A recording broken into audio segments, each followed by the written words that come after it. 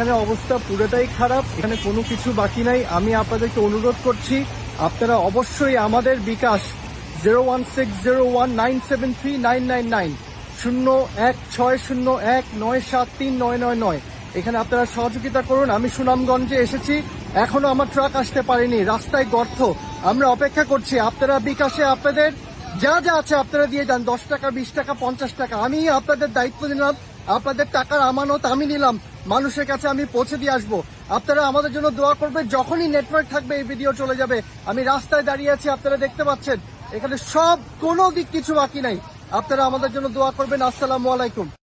একদিনের ব্যবধানে মানুষ আমাকে 70 লাখ টাকা পাঠাইছে। আমার নাম ব্যারিস্টার সুমন।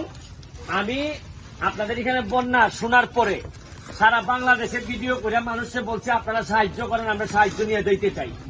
সারা পৃথিবী থেকে বাংলাদেশিরা আমার কাছে টাকা পাঠাইছেন। এই টাকা নিয়ে আইসা আমি প্রতিদিন এখন প্রায় 2000 মানুষ করে আমরা ত্রাণ দেওয়ার সহযোগিতা করতেছি।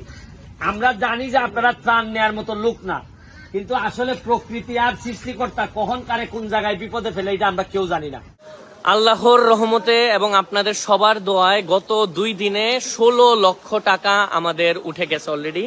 এবং মানে এটা হচ্ছে আনবিলিভেবল একটা ব্যাপার। প্রথম দিন আমাদের 2 লক্ষ টাকা উঠছিল, আমি খুব হতাশ হয়ে গেছিলাম যে হয়তো আসবে না। আমি গতকালকে একটা ছবি পোস্ট করছিলাম আমার পেজ থেকে, এবং গত রাত্রে মানে এটা একদম লিটারালি আনবিলিভেবল। আপনাদেরকে আমার মানে আমি খুশি হয়ে যে ধন্যবাদ দিব, খুশিটা ভেতর থেকে আসতেছে না।